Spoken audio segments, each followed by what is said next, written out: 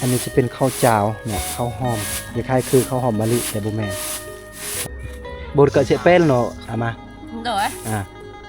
bạn quên อันนี้จะเป็น2คาบในครอบครัวเพิ่นเสนะตักจ้า con อ๋อ8คนเนาะเขาถามมาจากคนเลยพระเจ้าว่า8คน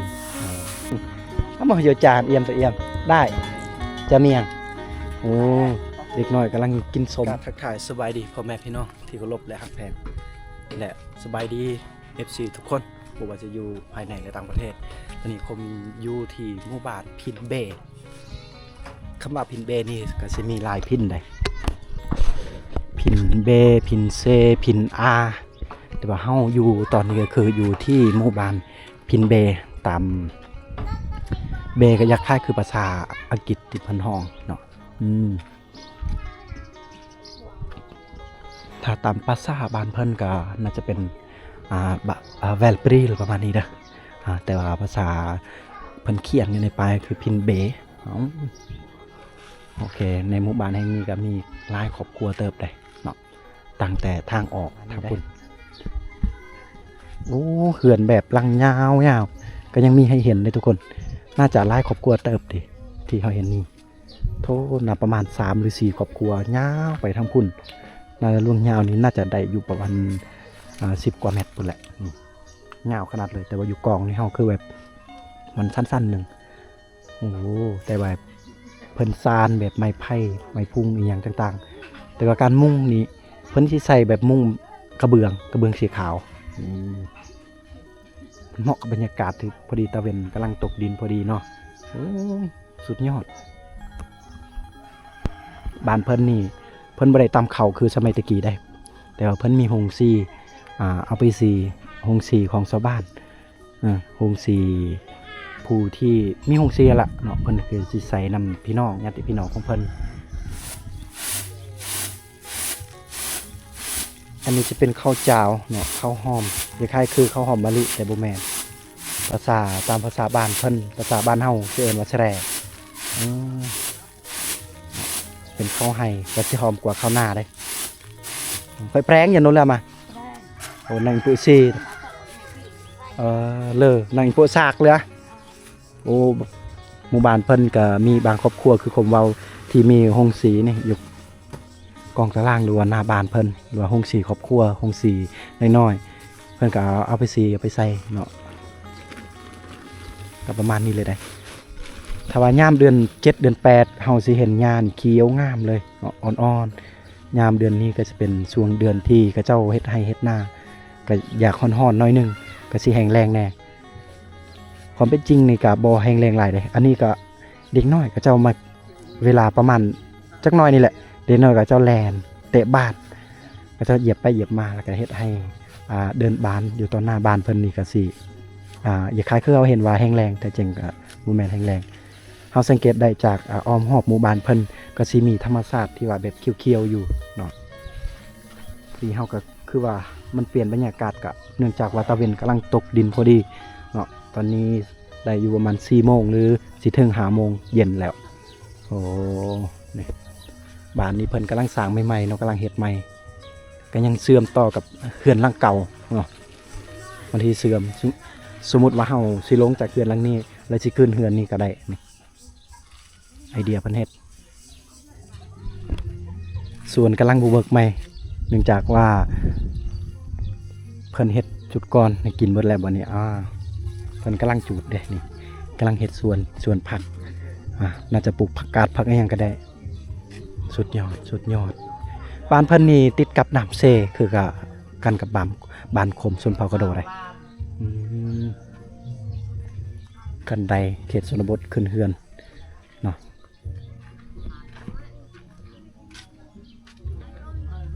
อันนี้มังกรที่กินมากใดเลยทุกคนเพิ่นปลูกอยู่หน้าบ้านเพิ่นเลยพอได้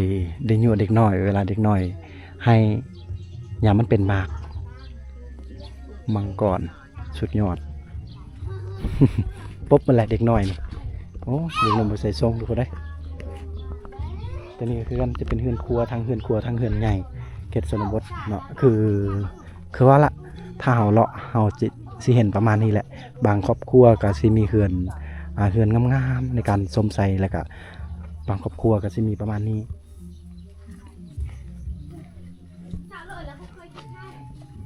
ลงมาเพิ่นเฮาเลยเอามาโยจานเอี่ยมตะเอี่ยมได้จะเมียงโอ้เด็กน้อยกำลังกินสมเนาะได้ปะหุงไปว่าตำบักหุงนั่นเองทุกคนอ๋อก็เลยเป็นกิโยตะเลยเนาะแม่อันนี้ก็เจ้ากำลัง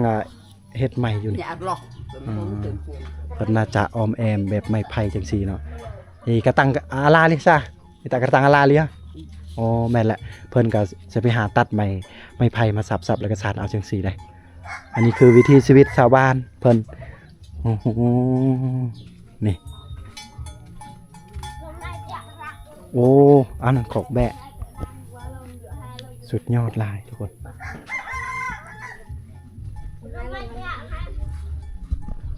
nó lệ ngặt đợt nó lạiอันนี้จะโอ้เดอะโปมเขาถามว่าน้ำตัวนี้มันบ่เคยบกบอกเขาว่าบ่บกมันจะเป็นน้ำโปมหรือว่าน้ำบาดาลนั่นเองเขาก็จะเจาะไว้เนาะแต่บ้านเพิ่นมีน้ำมันน้ำห้วยแล้วก็มีน้ำเซโปน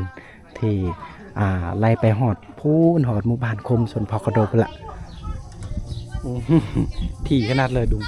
เฮือนเพิ่นได้ทางนี้กับเฮือนทางนั้นกับเฮือนติดกันเลยลุงไม่ไงโอ้จะเป็นเฮือนน้องชายพวกนี้ได้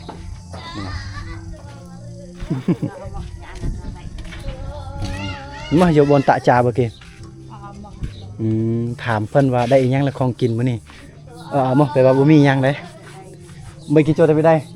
หากันมาแต่ชวนกันได้ขึ้นเฮือนนี่แต่ละชนบทแต่ละบ้านนี่บ่คือกันใดหรือว่าทางเข้าเฮือน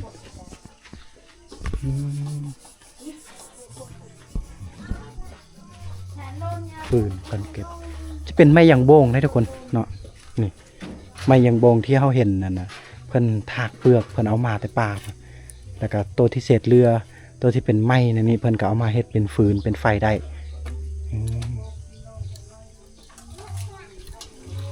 เมื่อเจ้าตะจิจาบนจิจาบ่เกมวะเดี๋ยวดามากลอกแกล้ๆจ้ะ ถามว่าได้อีหยังอะไรกินมื้อแลงนี่เพิ่นว่าบ่มีหยังเนาะกำลังล้างถ้วยล้างบวงล้างจานเยอะอ้ำตะป้าลังเจ้าตะโดกเยอะเดี๋ยวอ๋อถามว่าอันให้สวนเพิ่นทางอนามัยเป็นที่เรียบร้อยแล้วเพิ่นว่ายั่งเนาะย่างเถื่อ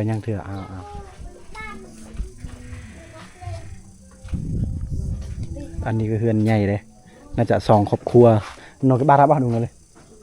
นั่นตัวนี้ไอ้1ครอบครัวแล้วก็ที่2น่าจะอยู่ทางหน้าพุ่นแหละตัวมังปอนลุงกระด้างเลยเด็กหน่อยอันนี้สร้างว่าเนาะนี่เราว่ามีเฮือนอีกหลังหนึ่งที่ว่าบ่มีพายุจะเป็นเฮือนห้างเจ้าของเข้าเสียชีวิตหมดแล้วเก็บมาเลยบนอัดมาก็กรูมาวิ่งเนี่ยมาดุงน้องน้ำดุงโดบ้านลำเนาะมาก็คุณอ่าวกันง่ายกินดอกเตียวเก็บมาบนนอนหรอเนี่ยดัดแท้นะ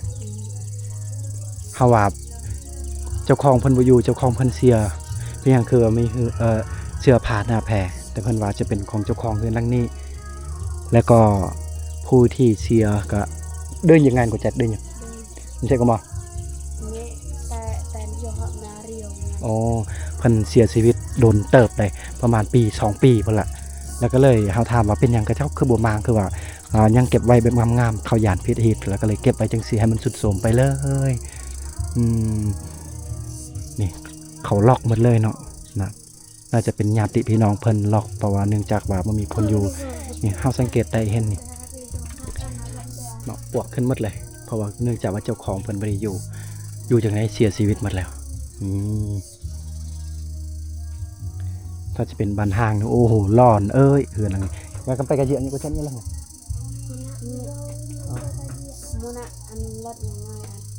เกี่ยวกระเยอะอันบ่แจกมาเกี่ยนอันช่างครอบครัวทำไมเรียก ผู้เป็นผัวนี่เสียชีวิตแต่ว่าผู้เป็นเมียนี่สร้างครอบครัวใหม่ว่าเอาผัวใหม่แล้วก็เลยเฮือนห่างจังซี่เลยสร้างเว้าได้เด็กหน่อยนี่ไปเด็กหน่อยประมาณนี้ได้ทุกคน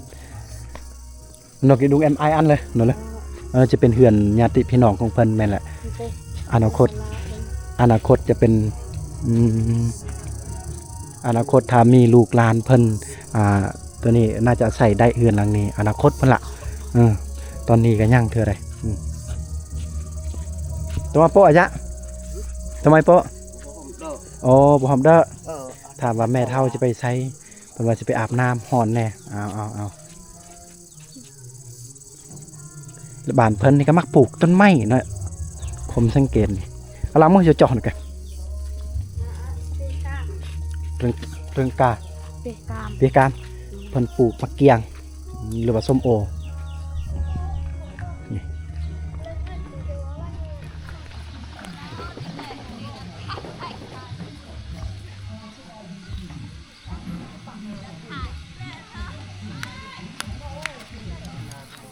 แนวข้าวเจ้าได้นี่ แสแร แร่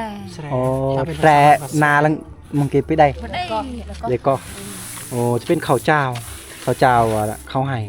มันสิหอมกว่าข้าวหน้าสุดยอดลายบดกระเสเป็นเนาะเอามา โดย อ่า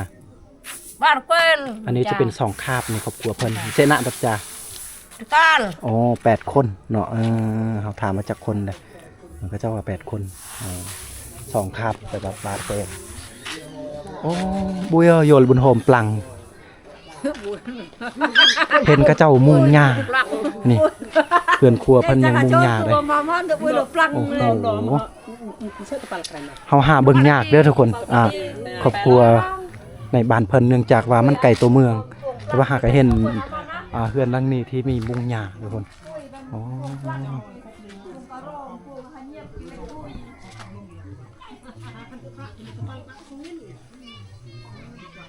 เป็นมุงหญ้าน่าจะหลายปีแหละเฮือนหลังนี้เลยโอ้ยามนี้จะเป็นยามมะม่วงแน่เห็นมะม่วงกินสมน่าจะโอเคเลยนี่ป้อกำลังมากอ่อนๆเนาะอยู่ที่บ้านเพิ่นอยู่ต่อหน้าบ้านเลยมีหมากม่วงสุดยอดพอได้ให้ลูกหล้านกินเวลามันเป็นแบบหมากแก่แล้วก็หมากสุกเนาะโอ้เปลือกยางโบกยังมีให้เห็นอีกละ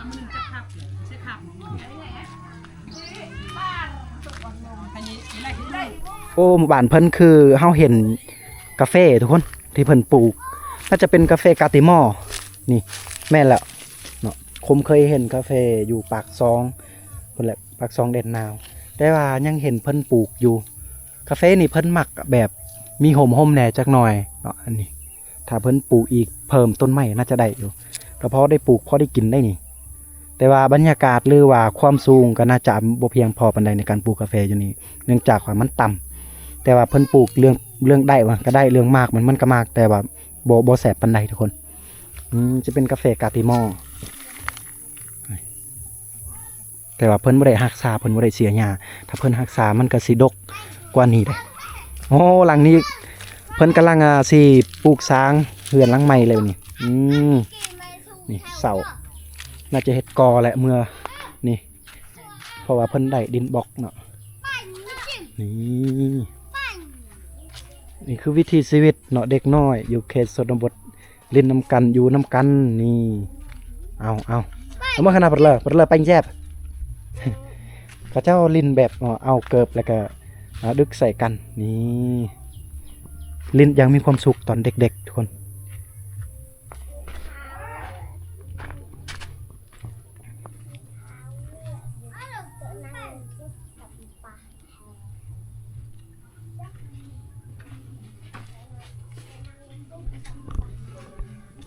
นี่เป็นครัวเสร็จเขตชนบทเพิ่นคันใดขึ้นเฮือนน่าจะเป็นเฮือนครัวแล้วก็เฮือนหลังนี้น่าจะเป็นอ้ายน้องกันจะเป็นพี่น้องกันแล้วก็มาหอดเฮือนหลังนี้เนาะแต่ว่าการใส่นี้ก็เจ้าจะเอาก้อนหินจะเป็นมนถ้าว่าเอาตัวมันแปรแค่แน่อันนี้มนน้อยหนึ่งมันก็จะยองใส่เนาะประมาณนี้แหละ ทางนี้ก็คือกันได้ก็เจ้าบ่ได้ฟังเนาะเสาเฮือนเพิ่นบ่ได้ฟังแต่เพิ่นสิยองเอาจังซี่หลังคาเฮือนเพิ่นนี่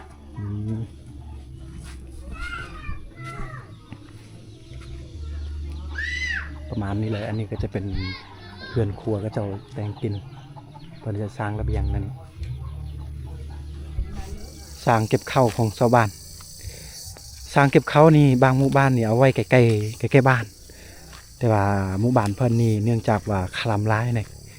เอาไว้ใกล้ๆบ้านก็บ่ได้ย่านว่าพิษฮีต1ย่านพิษฮีตเนาะ2มาก็ถ้าว่าเป็นมันเป็นอีหยังมานะทุกคนเนาะมันเป็นอีหยังมากับเพื่อนสารบ้านแปลนเนาะเกิดจะเป็นแบบเสื้อไฟอย่างนะเสื้อไฟก็ปลอดภัยเราเข้าเฮ้านี่อันนี้คือก็โอเคอยู่2อย่างนี่ก็น่าจะมีส่วน1คือบ้านคมนี่เฮ็ดเล่าเขาใกล้ๆเฮือนนี่บ่ได้พิษฮีตนี่คมหูวันที่2นี่เรื่องไฟไหม้นี่แหละไฟไหม้เฮือนสารบ้านแปลนแต่ถ้าว่าเฮาเอาไว้อยู่นอกบ้านจังซี่ถ้ามันเกิดแบบไฟไหม้ก็ปลอดภัยเราเข้าแต่ถ้าว่าไหม้ทั้งเฮือนแล้วก็ไหม้ทั้งเราเข้ามันสิบ่โอเคปานใดอันนี้จะเป็นน้ำของชาวบ้านเพิ่นใส่น้ำที่เพิ่นอาบเนาะเพราะว่าจะเป็นเด็กน้อยหรือว่าผู้ใหญ่เมื่อตกแรงค่ำหรือว่าแรงๆจังซี่กระเจ้าจะมาใส่กระเจ้าจะมาอาบน้ำนี่เมื่อมาแต่ไห้มาแต่สวนคือจังซี่ล่ะเด็กน้อยนี่ก็เบาเติมก็